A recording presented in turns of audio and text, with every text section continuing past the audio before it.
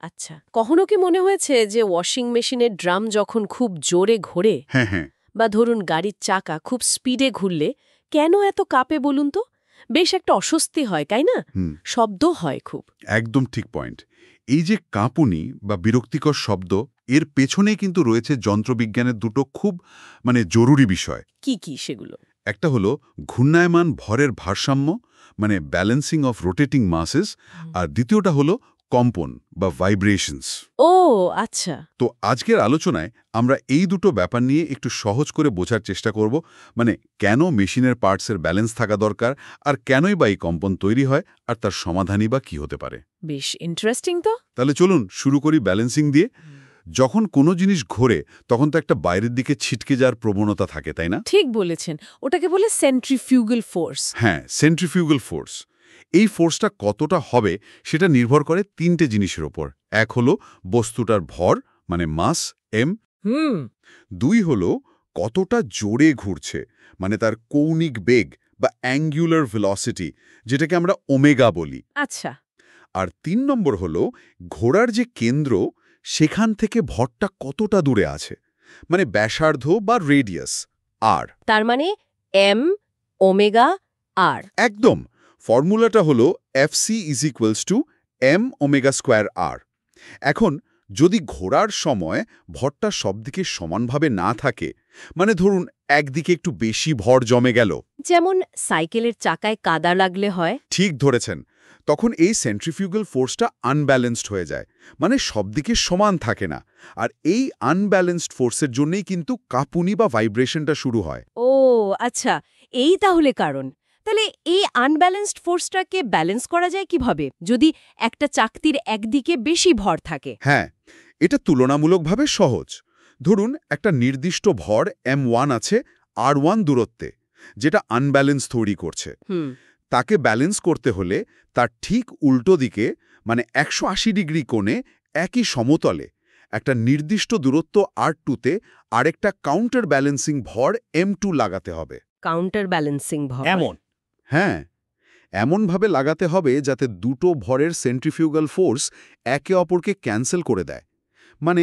m1 omega square r1 আর m2 omega square r2 সমান আর বিপরীত হতে হবে। যেহেতু ওমেগা একই, তাই সহজ শর্তটা হলো m1 r1 সমান m2 r2। আচ্ছা, মানে একদিকের ভর ইন্টু দূরত্ব অন্য দিকের ভর ইন্টু দূরত্বের সমান হতে হবে। একদম। মনে রাখার জন্য বলতে পারেন, একদিকের ওজন দূরত্ব সমান উল্টো দিকের ওজন দূরত্ব। তাহলে বলুন তো, একটা ভরের উল্টো দিকে ঠিক কতটা ভর দিলে ব্যালেন্স হবে তা কিসের উপর নির্ভর করে? এটা নির্ভর করবে কতটা দূরে ওই ব্যালেন্সিং ভরটা লাগানো হচ্ছে, মানে R2 এর উপর। m1 r1 = m2 r2 যেহেতু। চমৎকার। কিন্তু যদি এমন হয় যে একটা ডিস্ক বা ফ্যানের মতো কিছুতে অনেকগুলো আনব্যালেন্সড ভর একই সমতলে ঘুরছে, তখন? হ্যাঁ, তখন তো আর শুধু উল্টো দিকে একটা ভর লাগালেই হবে না। ঠিক। সেক্ষেত্রে আমরা একটা গ্রাফিক্যাল পদ্ধতি ব্যবহার করি। নাম হলো ফোর্স পলিগন। Force polygon? হ্যাঁ। সেটা কি রকম? আর সেগুলোকে আমরা ভেক্টর হিসাবে আঁকি, একটা শেষ থেকে আরেকটা শুরু করে। আচ্ছা, মানে ফোর্সের মান আর দিক দুটোই নিয়ে? হ্যাঁ, সবকটা ফোর্স ভেক্টর এঁকে ফেলার পর প্রথমটা শুরু আর শেষটা শেষবিন্দু যোগ করলে যে ভেক্টরটা পাওয়া যায়, সেটাই হলো রেজাল্টেন্ট আনব্যালেন্সড ফোর্স। বুঝেছি। এবার এই রেজাল্টেন্ট ফোর্সের ঠিক সমান আর উল্টো দিকে একটা ফোর্স তৈরি করতে যে ব্যালেন্সিং ভরটা লাগবে, সেটাই হিসেব করে বসিয়ে দিতে হয়। তার মানে গ্রাফিকে আমরা সম্মিলিত আনব্যালেন্সটা বের করে তার উল্টোটা যোগ করে দিচ্ছি। আচ্ছা, এই যে একাধিক ফোর্সকে গ্রাফিক্যালি যোগ করে ব্যালেন্সিং ভর খোঁজার পদ্ধতি, একে কি বলে তাহলে? একেই বলে ফোর্স পলিগন পদ্ধতি। কিন্তু যদি ভরগুলো একই সমতলে না থেকে, মানে শ্যাফটের বিভিন্ন জায়গায় থাকে আলাদা আলাদা তলে? হ্যাঁ, সেটাও একটা জরুরি বিষয়। তখন শুধু ফোর্স ব্যালেন্স করলেই হয় না, কারণ ভিন্ন তলে থাকা ফোর্সগুলো একটা কাপল বা মোমেন্টও তৈরি করে। জিনিসটা শুধু কাঁপবে না, টলমলও তুলতে পারে। ও, আরও জটিল তাহলে। হ্যাঁ, সেক্ষেত্রে ফোর্স পলিগনের সাথে আমাদের কাপল পলিগনও আঁকতে হয়। ফোর্স আর কাপল দুটোই ব্যালেন্স করতে হয়। আচ্ছা, তার মানে ব্যালেন্সিং ঠিকঠাক না হলে ভাইব্রেশন হবেই। কিন্তু সব ভাইব্রেশন কি শুধু আনব্যালেন্সডের জন্যই হয়, নাকি অন্য কারণও আছে? না, অন্য কারণও অবশ্যই আছে। আনব্যালেন্সড ভর তো একটা প্রধান কারণ বটেই। এছাড়া ধরুন মেশিনের বিভিন্ন পার্টসের মধ্যে যদি ঠিকঠাক ফিটিং না থাকে, মানে লুজ হয়ে যায়। হ্যাঁ, ঢিলে হয়ে গেলে তো কাঁপবেই। ঠিক। আবার ধরুন গিয়ার বা বেয়ারিং যদি ক্ষয় হয়ে যায় বা ভেঙে যায়, তখনও ভাইব্রেশন হতে পারে। অবশ্যই। আবার ধরুন বাইরে থেকে কোনো ধাক্কা বা ডিস্টারবেন্স এলো, যেমন একটা গাড়ি যখন খারাপ রাস্তা দিয়ে যায় তখন তো পুরো গাড়িটাই কাঁপে। হ্যাঁ, সেটা তো এক্সটার্নাল ফোর্স। একদম। আর একটা খুব গুরুত্বপূর্ণ আর মজার কারণ হলো রেজোনেন্স। রেজোনেন্স, এটা তো শুনেছি। এটা ঠিক কী জিনিস মেশিনের ক্ষেত্রে? প্রত্যেকটা সিস্টেমেরই একটা স্বাভাবিক কাঁপার প্রবণতা থাকে, মানে একটা নিজস্ব ফ্রিকোয়েন্সি থাকে, যেটাকে বলে ন্যাচারাল ফ্রিকোয়েন্সি।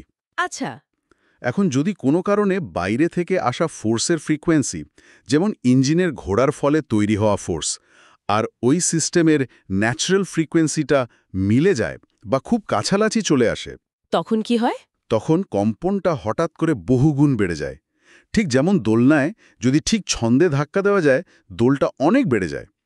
মেশিনের ক্ষেত্রে এটা খুব বিপজ্জনক হতে পারে। সর্বনাশ।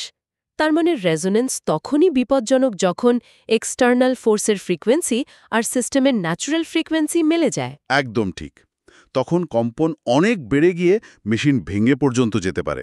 বাপরে! তাহলে এই কম্পনের খারাপ প্রভাবগুলো তো মারাত্মক, শুধু আওয়াজ বা অস্বস্তি নয়। একেবারেই না, প্রভাবগুলো বেশ গুরুত্বপূর্ণ। যেমন যেমন? প্রথমত, অতিরিক্ত শব্দদূষণ তো হচ্ছেই।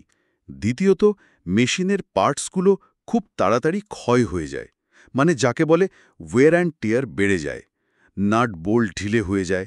হুম। তৃতীয়ত, যেটা সবচেয়ে খতরনাক, অতিরিক্ত কম্পনে মেশিনের কাঠামো বা কোনো অংশ ভেঙে যেতে পারে, মানে স্ট্রাকচারাল ফেলিয়ার। এটাই তাহলে সবচেয়ে ক্ষতিকর ক্ষতি। হ্যাঁ, এছাড়া মেশিনের কার্যক্ষমতা বা এফিসিয়েন্সি কমে যায়। আর অবশ্যই আশেপাশে যারা কাজ করে বা থাকে তাদের জন্য অস্বস্তি, ক্লান্তি, এমনকি স্বাস্থ্যেরও ক্ষতি হতে পারে। বুঝলাম, পরিস্থিতি বেশ গম্ভীর হতে পারে। তাহলে এই ক্ষতিকর কম্পন কমানোর বা একেবারে দূর করার উপায় কি?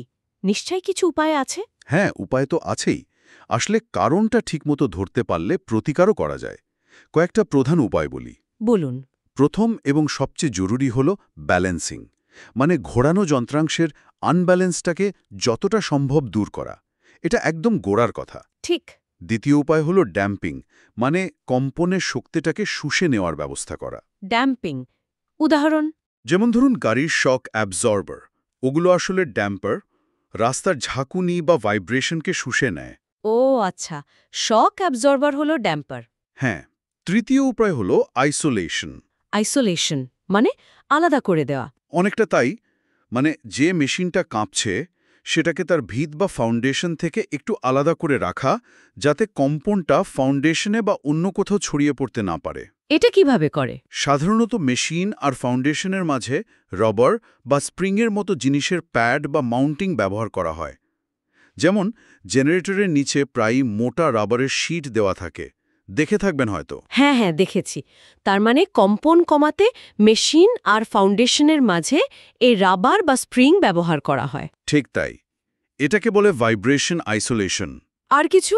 আরেকটা উপায় হল মেশিনের ডিজাইন বা গঠন পরিবর্তন করে তার স্বাভাবিক কম্পাঙ্ক বা ন্যাচারাল ফ্রিকোয়েন্সিটাকেই বদলে দেওয়া। কেন? বাহ, তার মানে অনেকগুলো রাস্তাই খোলা আছে, কারণ বুঝে ব্যবস্থা নিতে হবে। একদম। তাহলে আজকের আলোচনা থেকে এটা খুব পরিষ্কার হলো যে একটা মেশিনের ঠিকঠাক চলা, তার দীর্ঘ জীবন মানে ডিউরেবিলিটি, আর অবশ্যই সুরক্ষার জন্য ব্যালেন্সিং আর ভাইব্রেশন কন্ট্রোল যে কতটা জরুরি। আমরা হয়তো সবসময় অতটা গুরুত্ব দিই না, কিন্তু বিষয়টা সত্যি খুব ভাইটাল। একদম ঠিক কথা।